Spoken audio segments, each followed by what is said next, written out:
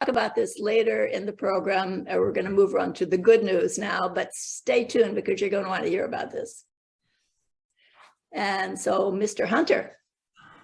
Okay, good morning. We're fortunate to have with us today Will Derouin from the Office of Sustainability Permaculture Coordinator at Western Michigan University, to Farm Manager at Nine Beans Row, to the Manager of the Grand Traverse Band of Ottawa and Chippewa Indians Agricultural and Food Sovereignty Department. Will has taught the importance of responsible environmental stewardship, environmental awareness, and is well versed in developing sustainable farming and produce distribution programs. As the manager for the GTB, Will is also responsible for roughly 1,000 acres over a 6-county area. These lands are valuable assets that can be put to use growing food and medicine for current tribal members and future generations. About 50% of this program's focus is trying to develop economically self-sustaining food production, and the other 50% is more community focused. And the intersection of food production and community connection is where this department thrives. Starting a new farm is never easy, especially when there's no electricity, fencing, or water. But like most farm markets, they have dozens of different crops. But in an effort to produce crops with cultural significance, now in Peshabstown and some other sites, there are plots of traditional corn acquired from seeds from a tribal elder, to potato crop seeds traded with another tribal community, to ancient squash seeds discovered at an archaeological dig in Wisconsin. Today, this project is distributing fresh produce to tribal elders, youth, and food pantries. They're also selling treats at tribally owned gas stations, farm-grown goodies to the chefs at Bourbon 72, and CSA-style produce boxes to Grand Traverse Band employees. Another exciting opportunity in the sustainable property management has Will and the GTB starting a recycling and organic waste infrastructure project in Peshabstown, where a portion of the fish waste will be transformed into liquid fish emulsion, a fertilizer which many farmers favor because it can run through their irrigation systems. The plan is for the facility to be organic certified and sell the fish emulsion as an organic product, and I hope it can be sold retail. So please welcome Will Derouin. Hey, thanks a lot, John, and thank you everybody for hosting this, and Taylor in particular for inviting me here. Really appreciate it. So can everybody hear me okay? Yes, well, we can hear you. Nice. Hey, good stuff. Yeah, so glad to be sharing some of this information. And I believe one of the main reasons that Taylor and I wanted to pull our heads together and speak to this group was in regards to our work funding some food distribution through food pantries throughout our region here. It's a really exciting project. So yeah, do you want me to put your slides on, Will? Yeah, you can. Absolutely. Thank you. Okay.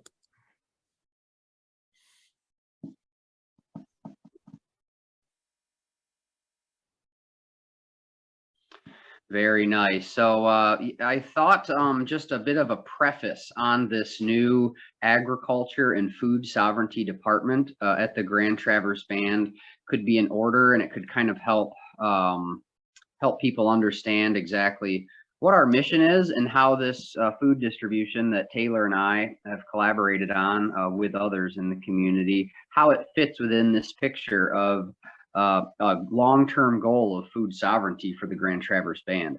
Back in 2019, the Grand Traverse Band was looking to form this new Agriculture Food Sovereignty Department. It is really spurred on by the growth of, tribal food sovereignty movement nationally. And this first slide here just indicates, some inspiration that we were drawing around the nation in the space of kind of tribal food sovereignty all around the country, from the Southwest to the Plain States to other Anishinaabe tribes throughout the Great Lakes region. There's a lot of great work being done to reestablish connection with traditional foodways, and tribal food sovereignty efforts. And so what we see here is an image put together by a Plains tribe, if I'm not mistaken, that just speaks of how the priorities of this sort of food sovereignty movement can be put together. Increasing access to, locally produced healthy foods, connecting with traditional lifeways, incorporating traditional agricultural practices. So it's really multifaceted. We're not trying to just produce food through a modern, through utilizing modern technology. And we're also not just trying to pursue traditional lifeways. This is really a blend of, modern technology and utilizing modern techniques in order to provide healthy produce for the tribal community, while also, again, honoring some of those traditional lifeways. So we can move on to the next slide whenever you're ready. Great. So again, in 2019, this is just a quick breakdown as we were, again, just in the beginning stages of forming this new agriculture food sovereignty department. We kind of sitting down with tribal management, the tribal council at GTB, and just trying to lay out exactly what our what our focus is going to be. And this was just a working model here that we put together of 50% of our focus being on developing self-sustaining, economically viable agricultural programming. There's a few concepts that are listed there. 25% of our focus being on, researching traditional lifeways, promoting those lifeways and practices within the community, and then 25% on actually developing community programming. So this was just kind of a rough breakdown of, as we started back in 2019, how we were going to slowly begin to shape this program. We could move to the next slide now. As John had mentioned in the introduction, the Grand Traverse Band has a service area. It's actually spread throughout 6 counties, stretching from Charlevoix down to Manistee. That is the service area for the Grand Traverse Band. The tribe north of us is the Little Traverse Bay Band. The tribe south of us is the Little River Band of Odawa. And so within the 6 county service area, GTB has somewhere around 1,000 acres of agricultural land. This map just shows some of our agricultural sites we're currently developing, quite a bit in Peshabi-town here, right in Leelanau County. And we also have sites in Charlevoix and Antrim, and we're actually just going to be developing a new site at a relatively large residential development the tribe is working on near Traverse City. So we can go ahead and move on to the next slide now. As I'd mentioned, it's not just about production for us. We really do try to develop our programming to incorporate youth, to incorporate elders. I mean, everything from community canning workshops where last fall, I think in one day we canned something like just shy of 40 gallons of tomatoes with help from the tribal elders. It was really popular. It was a great way to pull a bunch of tribal elders together and have them bossing me around, telling me how best to can, and I learned a lot from them. So this is a picture of a field trip from Suttons Bay Public School coming down. We typically do a few field trips every year. This field trip was out to our Peshabi-town farm site, or Peshabi-town Gitagan. Gitagan is Anishinaabemowin for farm or garden. And the kids really get a kick out of it. They're able to take a pumpkin home. And we run this type of community programming, as I mentioned, a few times a year. Right now, we're just amid our sugar bush season, and we actually just last week hosted a group of Suttons Bay students out to our sugar bush in Peshabi-town. We operate a small scale commercial sized sugar bush operation, and we actually had a tree tapping ceremony. It was really lovely. We had the head of our cultural department come out. We had a couple traditional singers and drum players come. We were able to get around the fire, sing some traditional songs.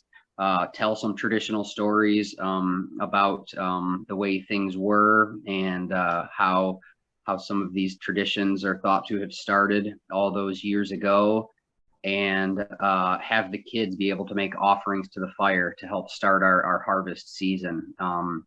And that really helps make our programming successful, is ways that we can incorporate youth, ways that we can incorporate elders. Those are some of our top priorities. We are interested in production and providing food for the community, but this type of community programming is also a big goal of ours. Feel free to move to the next slide if you could. Thank you. So just as John had mentioned, one of our large grants that we have received just within the last year or so was a grant from the state of Michigan Eagle, which is the Environment, Great Lakes and Energy. And Eagle, formerly is Michigan's DEQ, Eagle had a recycling infrastructure grant, and they were looking for ways to help reduce waste, reduce organic waste going to landfill.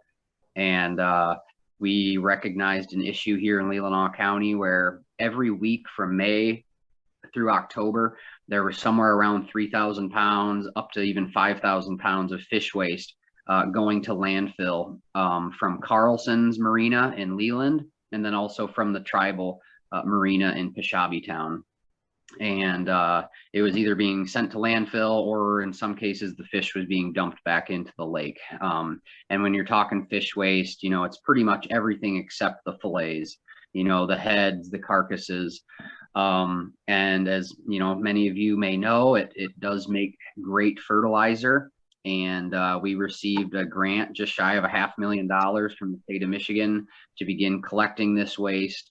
We began our collections last year, 2022, and on average from May through October, we averaged right around 3,000 pounds every week we were picking up from these marinas and entering it into a organic composting system where we're generating a fertilizer.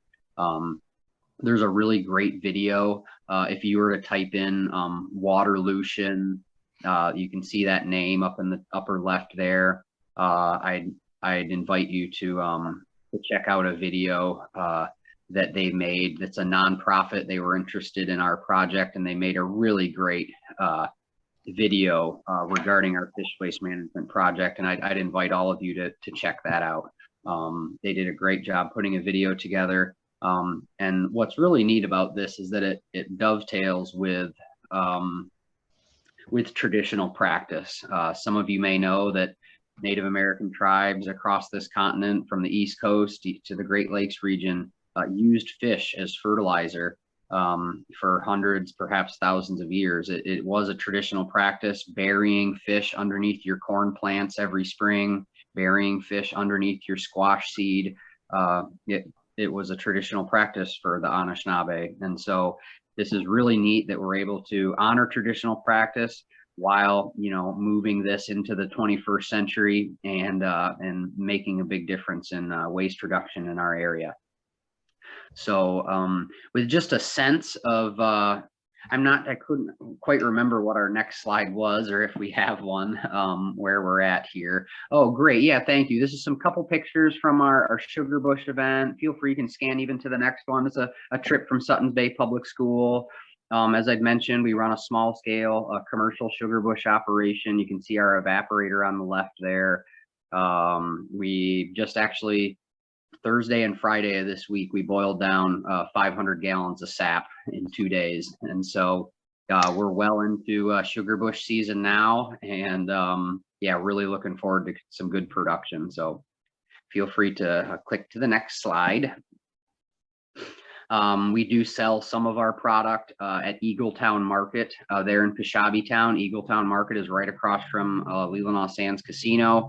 If you're interested in supporting our work, this is a great way to support us. Stop into Eagletown. We have maple candied pecans that we make.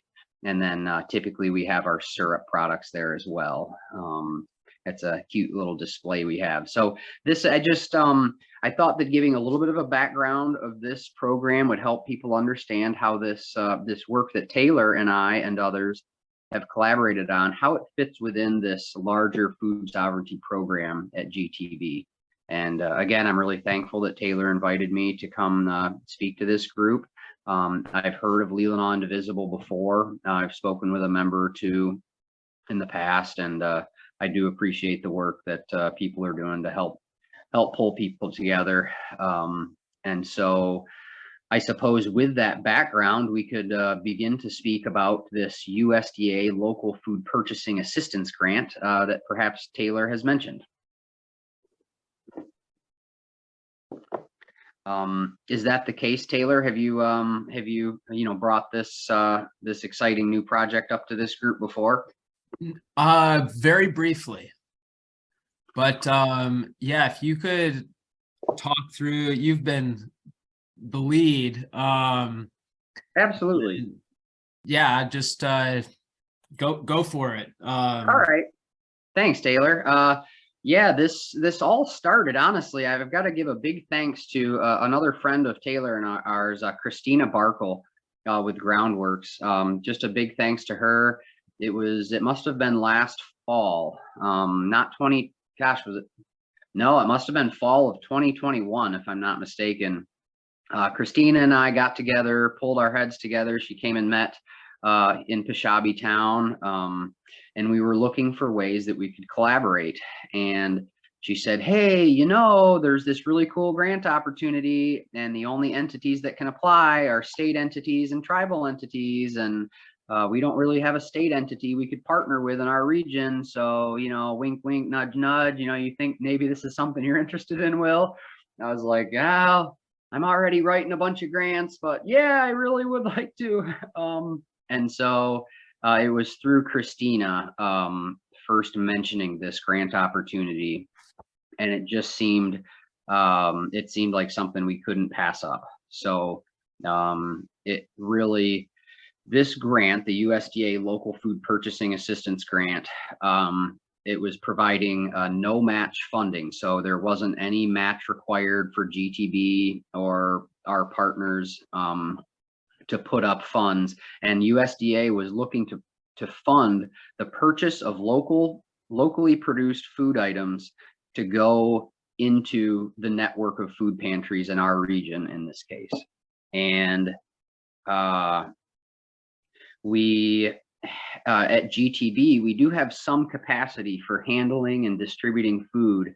We've been very thankful.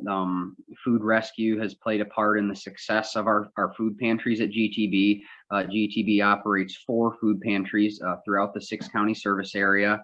3 of our food pantries are within the Northwest Food Coalition network of distribution.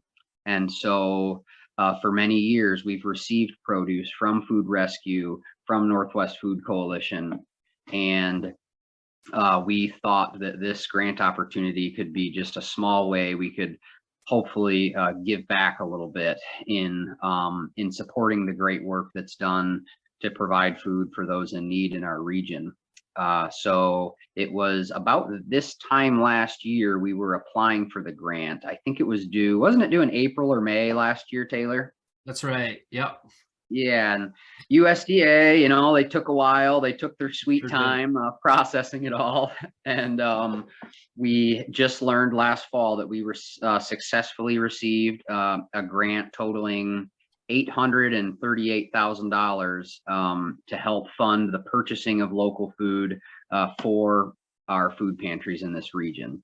Of that total, 838,000, 600 and let's see here, hang on, something like 660 some thousand dollars of that is actually just local food purchasing. And so at GTB, we found that that we don't have the capacity or ability to distribute, $500,000 worth of food over 2 years. And so that's where partnering with Taylor, Food Rescue, Christina Barkle with Groundwork, and then why am I drawing a blank here? Oh, Northwest Food Coalition, of course. Having those three entities that have the capacity to purchase, handle, and distribute larger quantities of food, it really filled out our grant application and made us a bit more competitive in that way. And so a large portion of our grant has funded the work of, has funded additional purchasing, I should say, to be done by Food Rescue, Northwest Food Coalition, and Groundwork. And there's additional funds for GTB to grow the infrastructure of its pantries to be able to handle more food. So that's generally the summation of the grant. There's funding for GTB to be doing purchasing of our own. There's funding for Northwest Food Coalition and Food Rescue to be handling and distributing. And the outcome of this is going to be us supporting local farmers, local food producers, and also getting food to those in need. So it's a really exciting project. And again, I was really thankful Taylor invited me here to share the success with this group. So, Yeah. so I just want to say something really quick. Will, where do you hide your cape? Because you sure sound like Superman. Oh, geez, thanks, Sam. These two incredible grants. I mean, what a gift to our community. Really, you, I don't know if you're getting points for heaven, but you're definitely getting points with us, that's for sure. Well, I need them. No, no, Well, no, really, you're amazing what you're doing. This is, it just makes my heart so happy to know that people like you are out there in our community. Well, thank you, Sam. I think, I would just thank GTV for, having the foresight. I just got to have a meeting with the tribal council on Thursday. We had a work session together, just an overview of our programming that we operate that, it makes my head spin fairly often trying to keep track of all the programming we're operating. And I got a chance to thank them for having the foresight to take care of their community in this way. I mean, it's a really unique scale of government that this tribal government is able to operate at.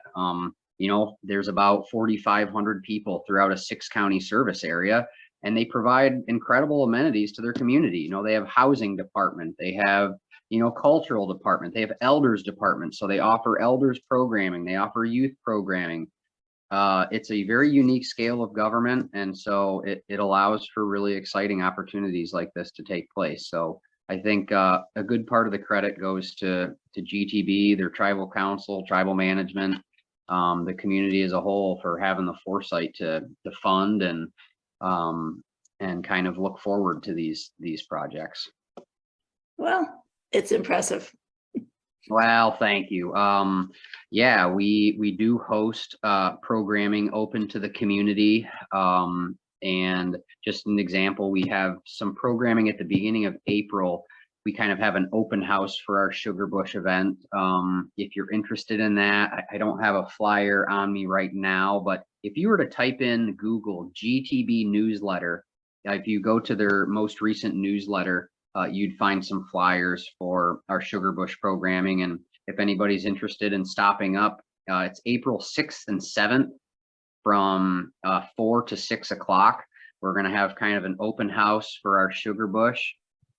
It is located at our Natural Resource Department, which is on Putnam Road there in Fashabi Town. So just figured I'd put a pitch in if people want to be able to meet in person and learn a little bit about traditional Sugar Bush activities. That would be a great way to learn. Thank you so much.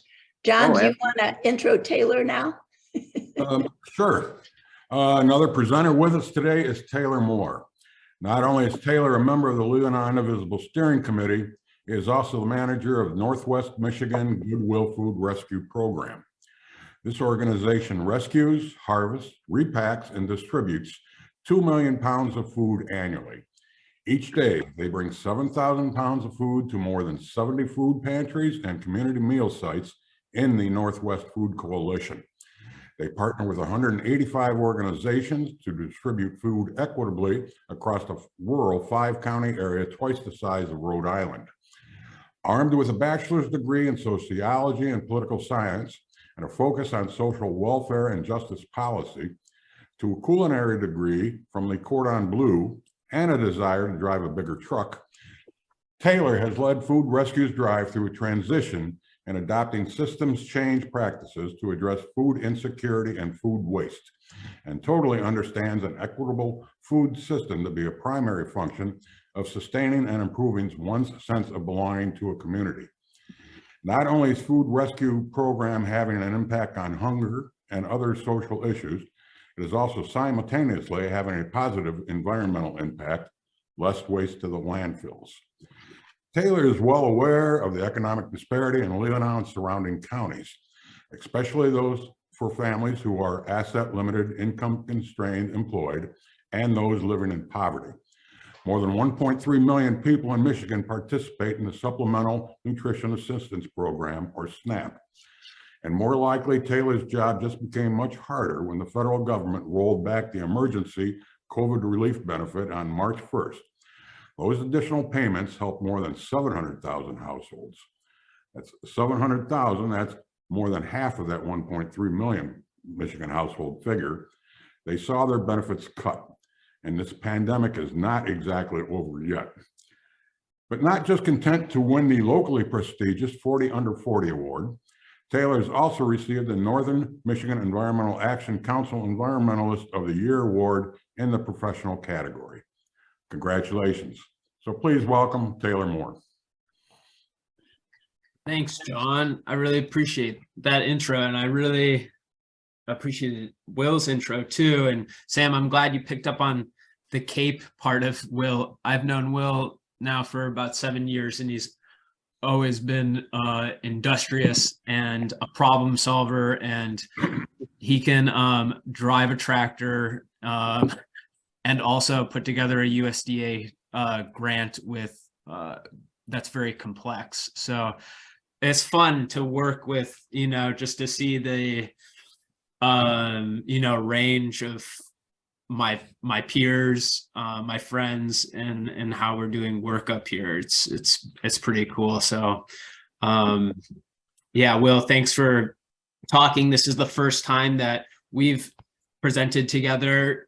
This is the first time that we've presented on the local food purchasing assistance grant, which we just received, which was just voted on by the tribal council. The MOUs are still, the MOU between NMCAA and the Grand Traverse Band has been finalized, but we're still finalizing our agreement.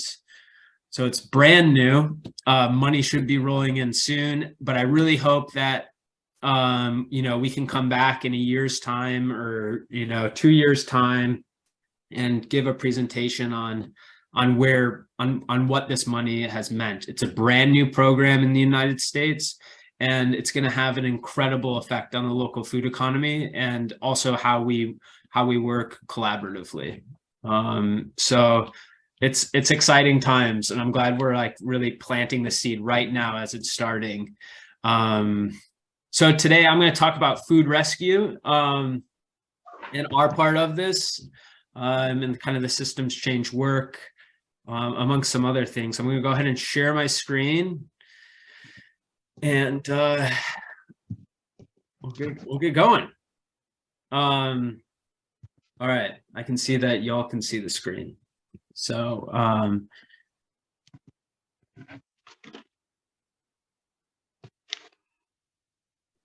here we go. So this is where I am right now at the Food Rescue World Headquarters on Arrow Park Drive, just off 3 Mile. This is where our warehouse is, an office. And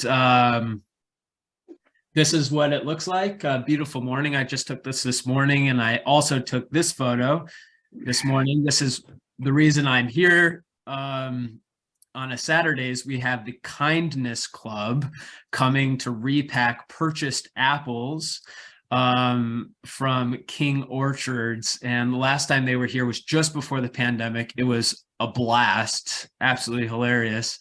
So we're having 15 people coming in to repack in our repack room, which is there on the left. So that's just across the hallway from me right now. So food rescue. We envision a community where everyone has access to the food they need when they need it. And we envision a collaborative process in doing that. And we do that. Our function is by distributing food, whether purchased or rescued, to community centers, pantries, and meal sites in the 5 counties, and focusing in on community needs. So we want to increase access to healthy food. We want to decrease food waste. Our tagline is putting good food to good use. And that vision of a community where everyone has the food they need is really something I love to think about, and is transformative of all the things that need to happen to get there. But here's what's on deck.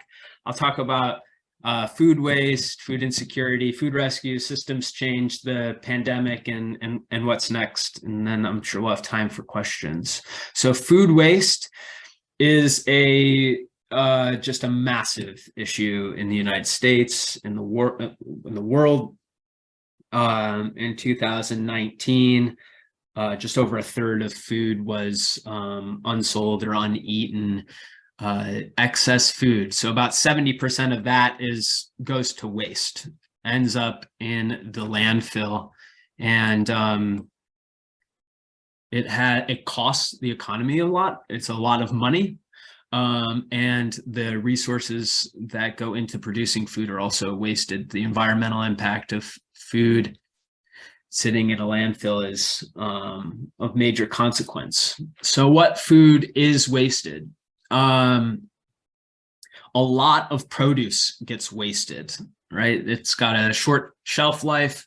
Most of the foods are perishable foods, but this is just to give you a sense of the breakdown of food that is wasted, surplus food that we see out on the food rescue truck, and it aligns pretty closely with what we pick up. So these are some of the reasons why food gets wasted. Liability. We hear from farmers all the time. They just don't know that unless there's malicious intent to harm, you can donate food. There's organizational silos. So food manager at Olson's, right? If they don't know the particular protocols of how to donate food, or that they can do that, then food gets wasted. There's all sorts of reasons why it does. I think importantly, it's also it's a understanding of like the value of food, of how we place overall the value of food, and also prioritizing making sure everyone has enough food and to live a healthy life. So here's some examples. Wunsch Farm, dark sweet cherries. These are rescued cherries. So when a cherry is sold to market, it has to have a stem in order to be marketable. That's what everyone wants to see. The cherries have to have a stem. Well, if the stem turns brown, it's no longer marketable. So it gets wasted. It's shocking. So Barbara Wunsch has been, and the Wunsch family have been incredibly supportive of our work. They don't want to see good food go to waste. So when they can't sell this food, when there's no market for it, they call us and we go and we pick it up. Imperfect food. There's tons of this. So this is, these little bits are totally superficial. It's that there's not enough calcium in the soil. I forget the name of the spots now, but there's all sorts of little hail damage on butternut squash, all sort of cosmetic issues that cause food to not be sold, potentially go to waste in the food that we rescue.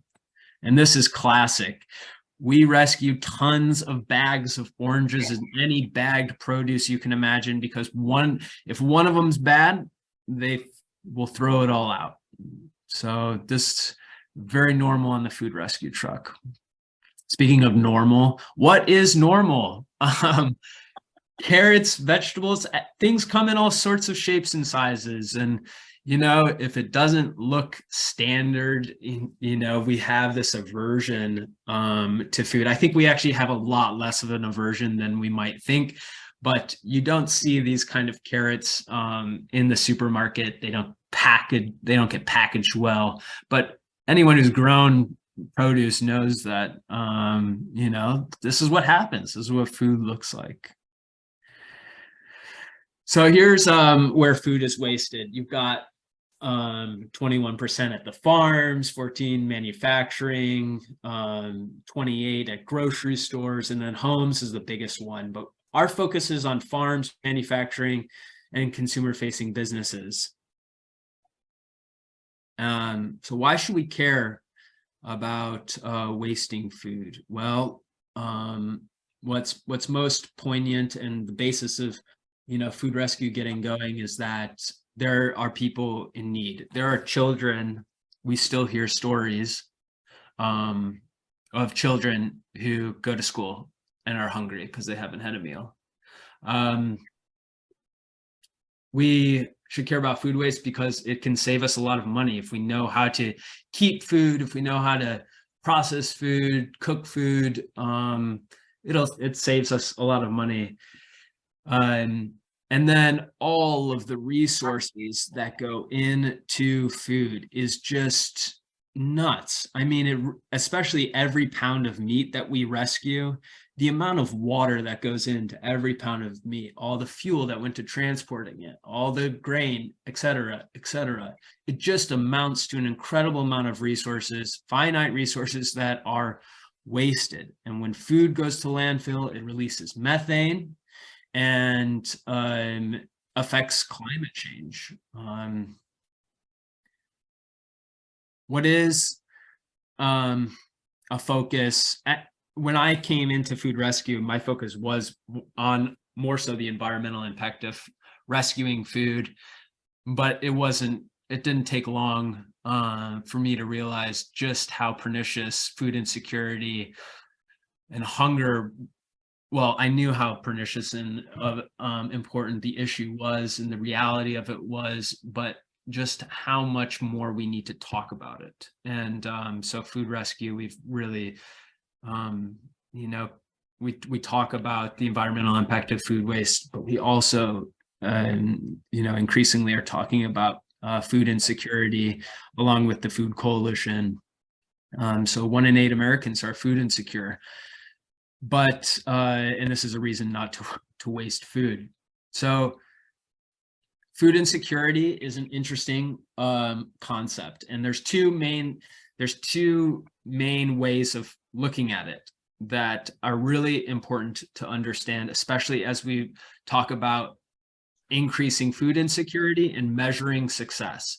So the USDA measures food insecurity as means to access by all people at all times to enough at all times to have enough food for an active, healthy life. And they measure it by asking households, by polling households, do you have enough food? Was there a time where you did not have enough food? They ask the question, people answer. And you'll see the 2008, right, with the financial crisis, food insecurity shot up. It is the lowest it has been since 2001 at this point, which is surprising. This goes into the pandemic, and we'll get into this later. To 10.2%.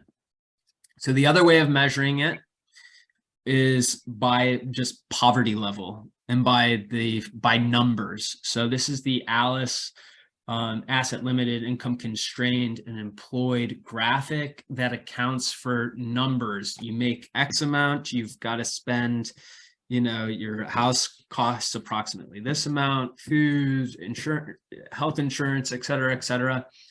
And what it doesn't tell you is, it doesn't tell you whether or not food pantries or meal sites are actually having an effect on people's ability to have enough food. So where we are going, and what's important, I think, if we're going to measure food insecurity, is to ask people, get better measurements of food insecurity. The poverty rate is not changing. It hasn't been changing, and it's demoralizing, to tell you the truth. How can you fix a problem if you can't measure it? And so we are, when people talk about hunger and food insecurity, I want you to know that the way that we measure it is needs to be taken needs to be thought of critically, and it will evolve. It's an evolving measurement. So, putting good food to good use. We've got a lot of people, about 17,000 people living in poverty. There's lots of people using food pantries and meal sites, about 500,000 visits to food pantries and meal sites. And what we can do is we can make sure good food gets put to good use. So this is what a day at Food Rescue looks like. This is how much food we're picking up. It's about 1,000 loaves of bread a day. Just over 40% of the food that we pick up is produce. So 7,000 pounds of food a day. That's what it looks like. So we started in 2008 at the Presbyterian Church here in Traverse City. Becky and Homer and I, Bruce Bile, George Powell, had the idea from Forgotten Harvest downstate. And in a visit there, they said, how can is this something that could work in a rural setting? Food rescue organizations are ubiquitous in cities. It's easy to move food from point A to point B. But they gave it a go. Let's try this out in a rural setting. And still, it's just really revolutionized how we get food out. And in 2008, Cecil McNally, the executive director at the time, said, "We'll help you. We'll be the backbone. We'll be the fiduciary for this program." Becky, Meng, and Homer went down to the I guess like the real birth of Food Rescue, I think, happened when they went down to Saginaw and to look at a food rescue truck, a refrigerated truck. And they're like, yeah, I think this will be a good fit. It all seemed like it was going to work out, and they were going to leave. And Becky said, "I'm not leaving here without this truck." And so she went and she wrote a check, gave it to the fella, and said, "Don't cash this until tomorrow." And on the way back up, and later that night, they raised the money, $30,000 to buy that truck, and the kind of rest is history. So we had Anderson's Market, Olson's, Oriana. We right off the bat, people wanted to get involved. No one likes wasting food. And it's just grown and grown. Bunting's, Family Fare, Grand Traverse Bagel and Bakery, GFS, Lake Ann Grocery. These were some of the initial stores that we started rescuing from. So Food Rescue is a program, is a redistribution organization of Feeding America. And Feeding America is the national organization, like Goodwill is a national organization. And then within that, you have basically franchises, right? So Feeding America West Michigan is the food bank that covers the western side of the state.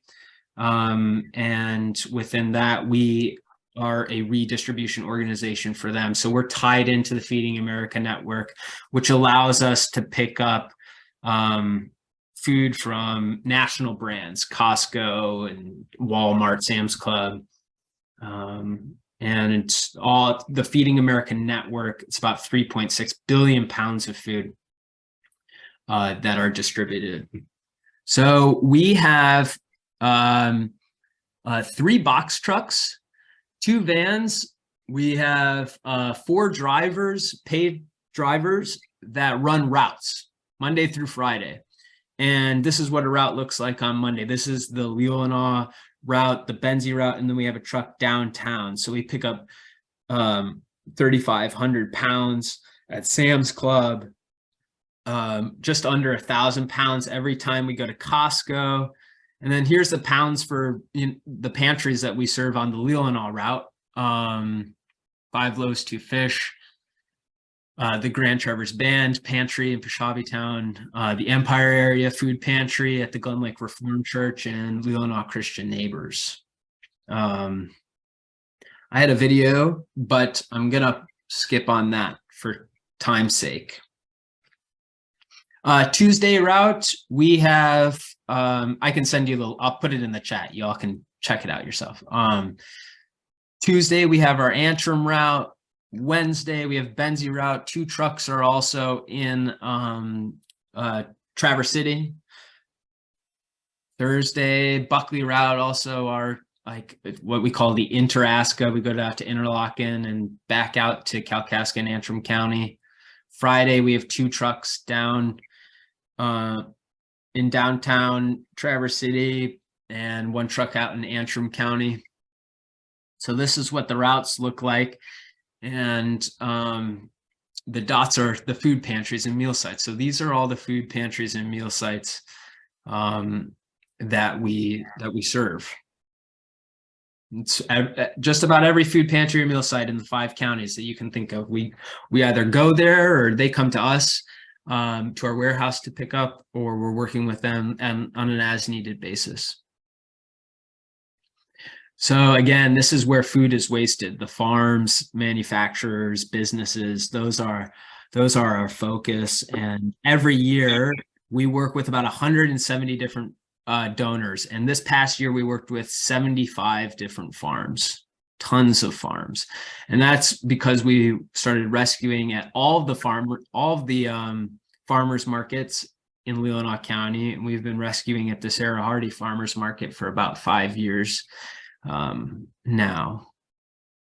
So in total, this is what our poundage looks like, kind of year over year of rescued food. And this is important because we also distribute some non-rescued food.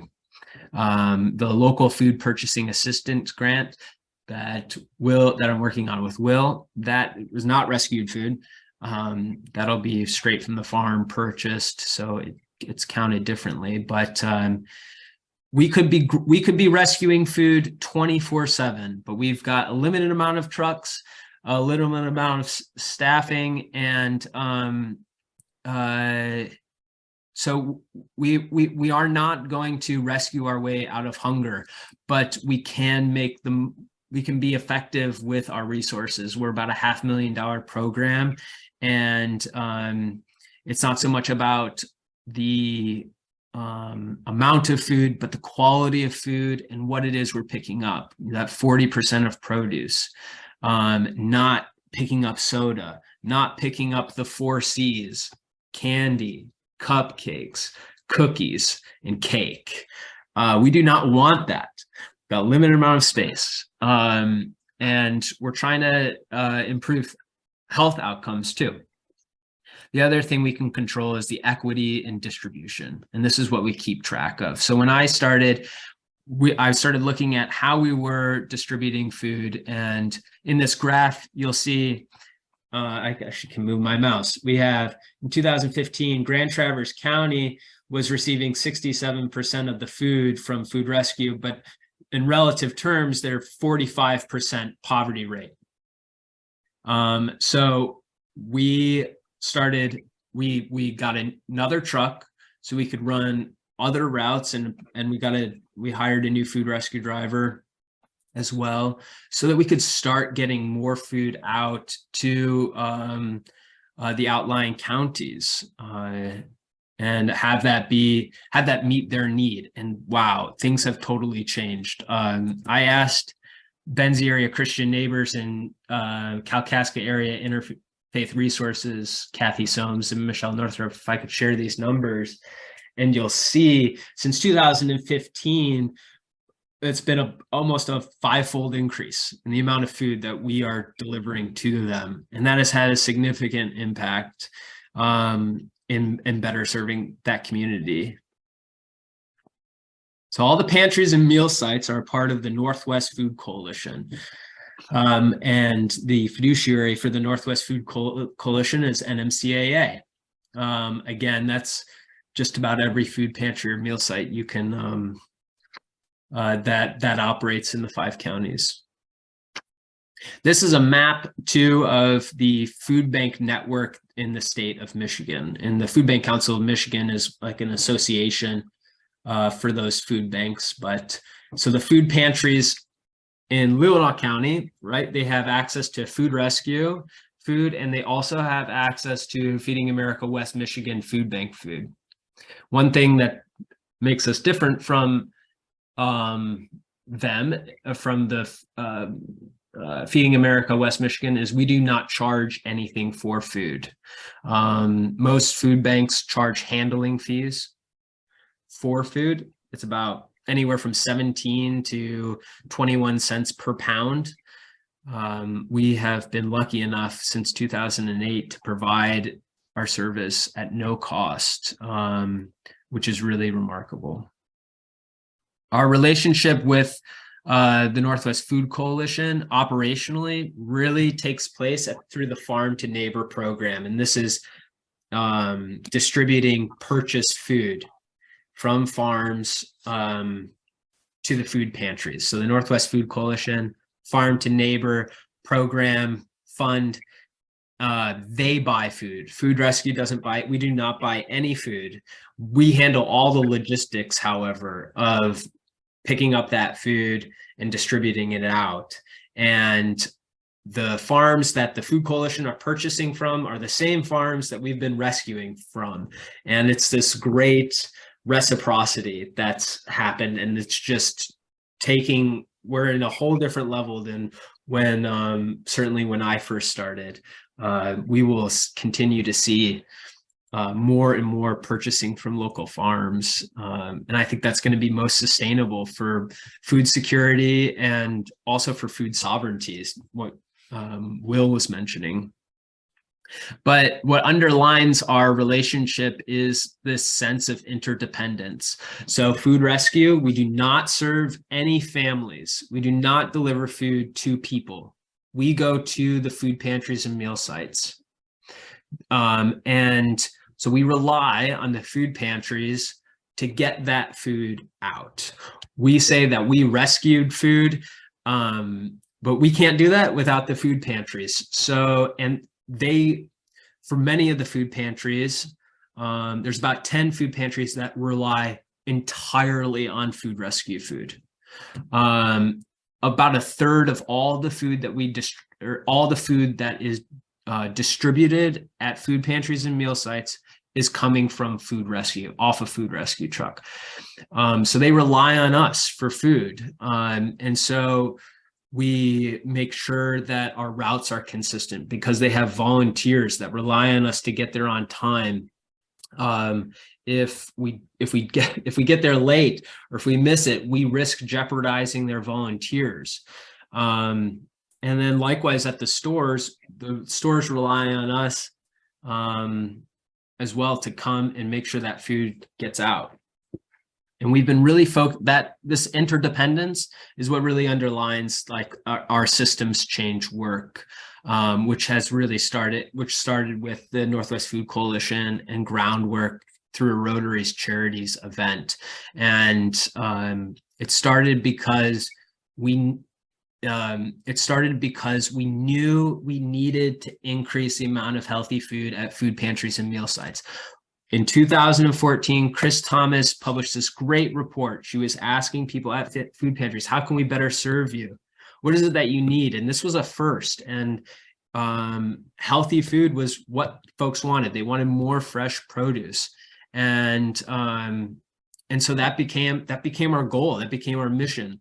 And as we kept thinking about how this was going to happen, it also became clear to us that distributing healthy food is a leverage point that affects so many other things. So by increasing the amount of healthy food, you're affecting farmers. You are working with more volunteers. You're having to advocate. You're having to do all these things, have new conversations, have new policies.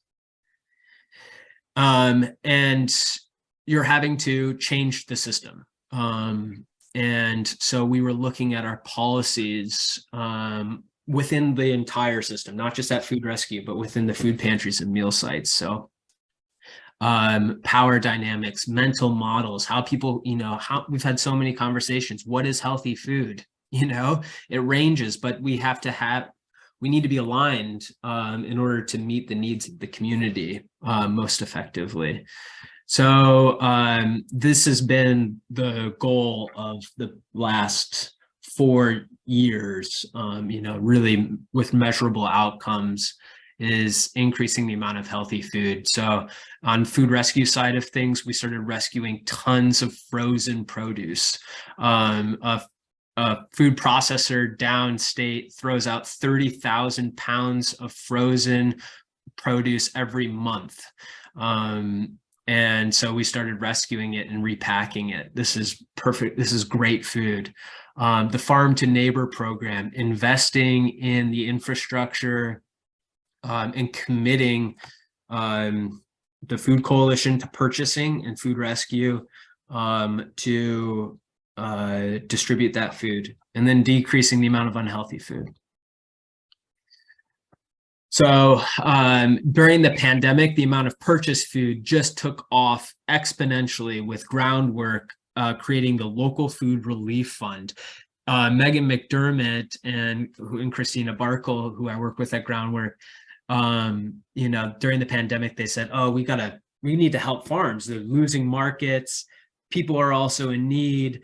They asked me, what do you think about raising $30,000? I was like, oh my gosh, yeah, it sounds great. Well, they raised $30,000, I think, in 5 days. And then they ultimately raised $193,000 of money that went directly to farmers. And it shows the immense support that we have in the community to support our neighbors, and also to support farms, like the commitment to supporting local ag. And the purchasing takes place by a purchasing committee. And this is one of the key parts that has buoyed our work and has led to the local food purchasing assistance grant. So during the pandemic, with all these resources, we had needed to figure out how food was going to be distributed, how food was going to be purchased, and we created a representative group of the food pantries and meal sites in the 5 counties. And so it included large pantries, small pantries, baby pantries, importantly, tribal pantries. We serve pantries that serve people with disabilities of all sorts of ages. It's an incredibly diverse group. And this committee was deciding what it is they need and to purchase it themselves. So really giving the agency to the people on the ground. And you can see Annika right here with LCN, Tangela with the Grand Traverse Band, Jane Lippert, Central United Methodist. It's an amazing group, and we've been just working so well together. And this is a kind of the culmination of our work here. You can see it in the numbers. So in 2014, the pantries were polled in that Chris Thomas report, and they were asked how many fresh fruits and vegetables, or what percentage, sorry, how many of the pantries always have fresh fruits and vegetables available when they open their doors. And 13%. At that point, it was just 3 food pantries in the 5 counties always had fresh fruits and vegetables available when they opened up. That number is now 66% of food pantries and meal sites always have fresh fruits and vegetables available to people. That's about 25. That's now 25 pantries. And that makes sense. We've doubled the amount of healthy food that we have been distributing, and the amount of pounds of produce just keeps going up and up. But because we're taking the systems change approach, because of the way we're working, we have been able to really galvanize this group, and we are working together so effectively. MSU Extension, I haven't mentioned them yet in this presentation, but they provide incredible resources with SNAP education and other kind of administrative assistance. NMCAA, they administer Meals on Wheels. They're in this food space, TFAP. They're getting more involved. I mean, it's really, we're sitting down, we're having regular meetings, and we're in alignment. For time's sake, I'm gonna keep moving through this. This is just a sense of how much food we distributed in the fiscal year. This is the most recent. I present every month to the Food Coalition, and this is what I just presented to them this past Thursday.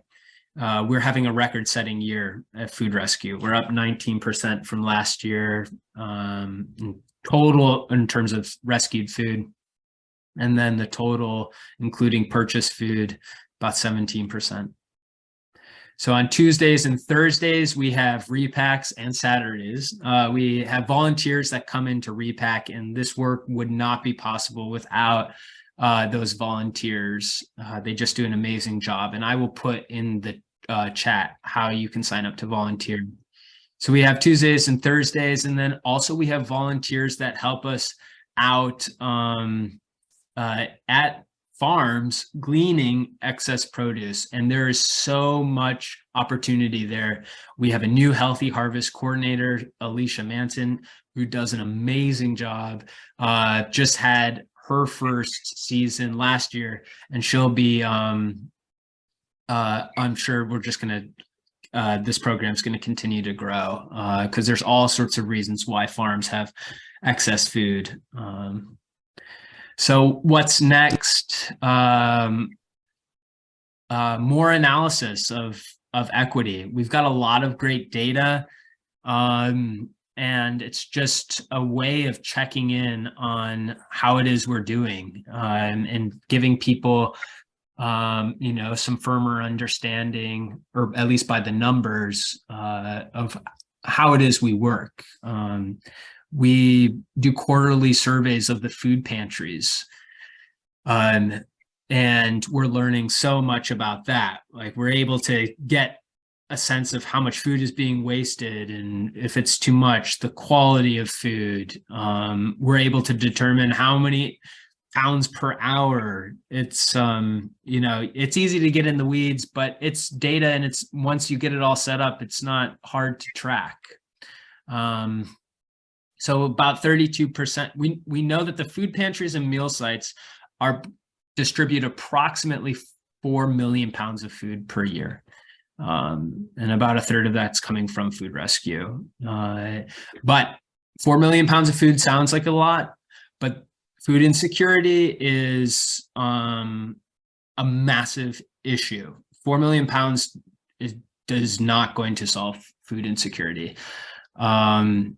It's just such a large amount of people. But during the pandemic, we saw something remarkable, and that is through Census Pulse data, we were able to see that in Michigan, the pandemic EBT, unemployment insurance, stimulus checks, early childhood tax credit, all of these things decreased food insecurity. There were less people, people were reporting that they had more food than they had before. So 90% of the weeks during the pandemic, this is, I forget, I can't exactly see when this is up to. We were under pre-pandemic level. So that all these, and this is with inflation, this is with all these other things going on. The role of food assistance is, and SNAP benefits in particular, it's the most effective way of reducing food insecurity. I want to skip to why should we care about food waste? Food is a human right. If food is wasted while there are people that are going hungry or who don't have access to healthy, nutritious food, then an injustice has occurred, right? Food shouldn't be wasted. The system is not built around food as being a human right. The more that we engage, in farming, with farmers, with the land, in community, you begin to realize this, and there's just more work to be done.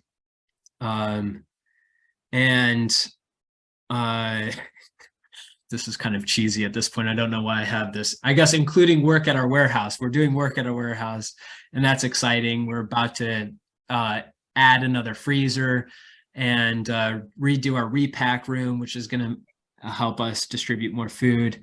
I also want to put it on your radar. Universal school meals is on the budget. The superintendent from TCAPS has spoken out in support, as well as the superintendent from Suttons Bay.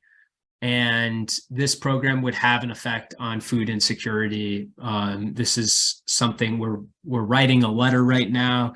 We're at a great moment when, if you support universal school meals and making sure kids always have access to nutritious meals and are, in a dignified way and saving administrative costs at schools, then you can get involved. Colin McDonough is leading up that work if you're interested in universal school meals.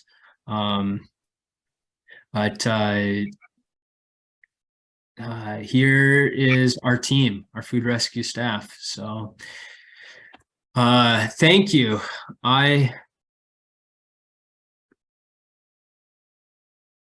That is it. I feel like I've returned from a space trip. Now I can see everyone's faces again. Nice. Thank you, Taylor. That's awesome. I really appreciate you sharing all that info. Yeah, Taylor, you must have a couple capes behind you too. It's amazing what both of you guys are doing, and it certainly gives people like me reason to sleep easier at night. And I haven't been watching the SNAP. One of the questions, you mentioned stores that give you food. And I was thinking, I'm pretty sure everywhere I shop, they're on the team. But it might just be nice to ask where you shop if they do give to food rescue their food they can no longer sell. Yeah. Or do you feel like you guys have enough going forward? Oh, no. Always thinking there's thousands of people that we estimate about 1,000 people day to day are involved. Like store associates, people working at the stores, they're involved with food rescue. So yeah, maybe even just, thanking them because they know about us. They know where food is being, that food is being rescued. But I do see Kama asked a question about what about food that's not that's not good. So we give that food to pig farmers, chicken farmers, and Barry Crawl's composting out in Maple City. Food does not go into the trash here. The food pantries and meal sites also work with chicken farmers, pig farmers, and there's some folks that we are currently in the process of working with them to make sure they're lined up, because any chicken farmer would love to have that food. And certainly as composting comes more so online and then build out those systems, we'll have a good way to send out that food. But yeah, food's not ending up in the landfill. So incredibly thoughtful. You've thought the whole thing through. It's quite fun. Kate Dahlstrom says, are there any stores who have declined to participate? No. I have yet to come across anything like that. Some of these stores also, you should know, some of these stores, folks are overworked, and they're trying their best. Yeah. And so, we try and work with them and support them, but if there's only 3 people on the floor, rescuing food is not the top priority. So it's a larger kind of economic labor situation that we bump up against. Mm-hmm. Some people want to know if we can share your slides. So if people wanted your slides, could I send their email to you, Taylor? Yep. Mm-hmm.